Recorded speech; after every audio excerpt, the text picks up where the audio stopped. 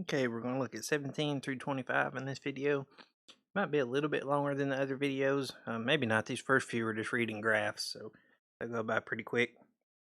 Let's look at this one. Got a graph that represents the undergraduate majors for 150 law students. Use the graph to determine which undergraduate majors are more common among the 150 law students than psychology. Okay, so if we look here, our graph, we're trying to find the ones that are more common than psychology. So how many people are taking psychology? We've got 20. Okay. So the ones that are more common than that, it's just going to be the bars that are longer. So we'll have English. Yeah, it's up there around 21 or 22. And then classics. So that's up there about 23. Okay, so this one's a multiple choice question, but I didn't put the answers on here. It's just easy enough to circle. Okay. For 18, got a bar graph that shows the profits or losses for a small retail store in its first year. Use the graph to determine the number of months in which the store had a profit. Okay, so on the y-axis we've got profit or loss. Okay, so look to see where zero's at. Zero's right there. So if the bar goes down, it's going to be a loss. If the bar goes up, it's going to be a profit. So what did it want? It wanted to know how many months we had a profit. So we just count the bars that go up. So we've got 1, 2, 3, 4, 5, 6, 7. Okay, so our answer, we've got 7 months of profits and 5 months of losses here. Okay, number 19. Got a line graph that shows the price of a stock over the previous 2 weeks.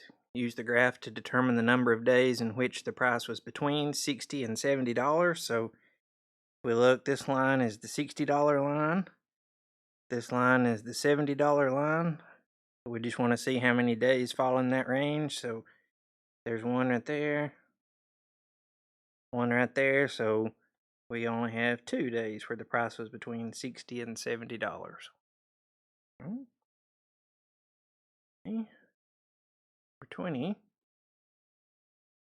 this one we've actually got a calculation to do. It says find the mean of the following data set.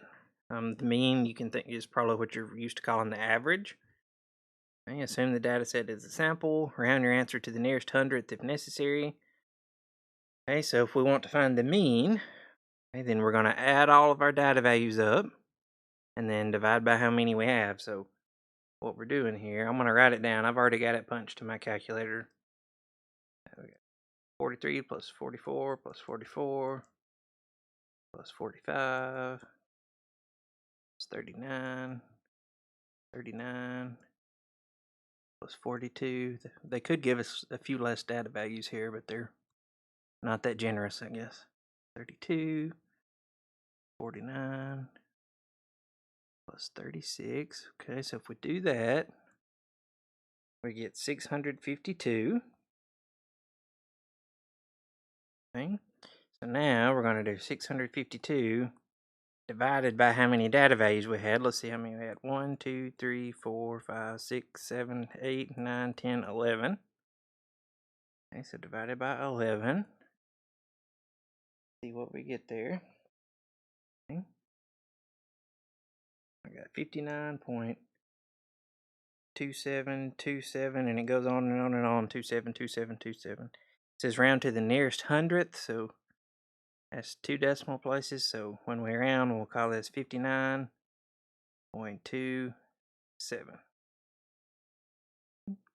There is our mean. Okay, number 21 says find the range of the following data set. Assume the data set is a sample. And so if we want range, that's an easy one as long as you remember what it is. Okay, so the range is just the maximum minus the minimum. Okay, so what's our maximum value here? The biggest one, it looks like 90. It's our largest data value. And what's the smallest? Is it 41? Yep, that looks good. Okay, so to get our range, we're going to take 90 minus 41, we get 49. So that's our range. Nothing too fancy. You just have to remember how to get the range. It's the biggest one minus the smallest one. Okay. 22 says using the information provided in the given table, determine how much monthly income would be necessary to budget for loan fees over the 9-month academic year. Round your answer to the nearest cent. So we're looking at these costs, and these costs are over 9 months, the academic year. So the one it asks us about budgeting for are loan fees. Okay. So we got to end up with $175, but we're trying to spread that out over 9 months. So all we do is we take 175 and divide that by the 9 months we're spreading it over. We'll figure out how much we need to save each month. So 175 divided by 9 gets us $19. And I've got 0.44444 forever, so when we round, $19.44. Okay. So we're just spreading that cost out over 9 months. Okay, number 23. To pay some taxes here. It says Elijah was recently hired for a job with an annual income of $58,000. Using the federal income rate of 15%, what amount should Elijah expect to pay in federal income tax? Well, I know this is in the financial section, but it's really just like a problem we would have in the percentage section. Okay, so all we're trying to figure out is what 15% of 58,000 is. So we can write 15% as a decimal, 0.15, and then we multiply by 58,000. We'll figure out how much federal tax he should expect to pay. So 0.15 times 58,000 leaves him paying $8,700 in federal tax. Okay. 24. To use our formula sheet on this one, since it says a couple deposits $24,000 into an account earning 3% annual interest for 30 years. Calculate the future value of the investment if the interest is compounded quarterly.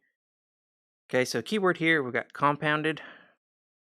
So we're going to need to use the compound interest formula, and sometimes they call that future value. But I don't really like when they call it the future value formula, but it's the compound interest formula. So compound interest formula says this. It says it's going to be 1 plus r over n to the nt. Okay. Oh, actually, sorry, I don't have my formula sheet right in front of me. I left the p out. Okay, so p times 1 plus r over n to the nt. Okay, so A is the amount we end up with, so that's going to be our answer. Okay, P is what we call our principal amount, the amount we start with, so that's 24,000.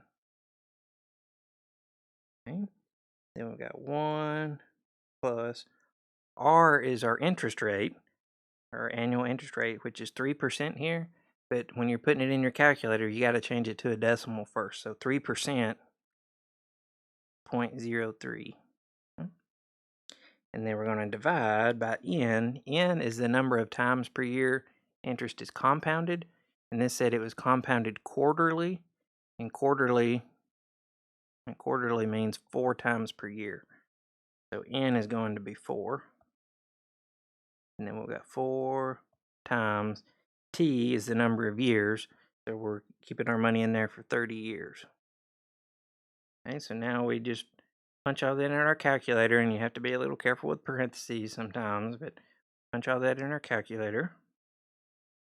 Okay, so if we do that, I got 58,832 point, and then I have 569 We're going to round it to the nearest cent, so that 6 is going to round up, so we'll get 0.57. So they leave that in there for 30 years, it turns into $58,832.57. Last one. I think this one's actually a little easier.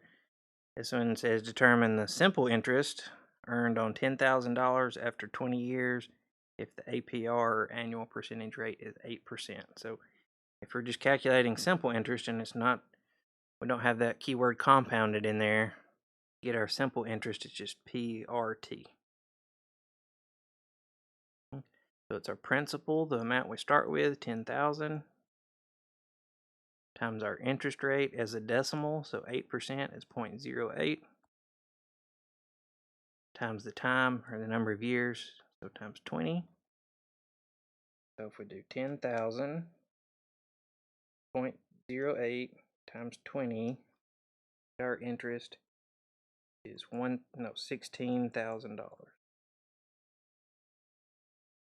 $16,000.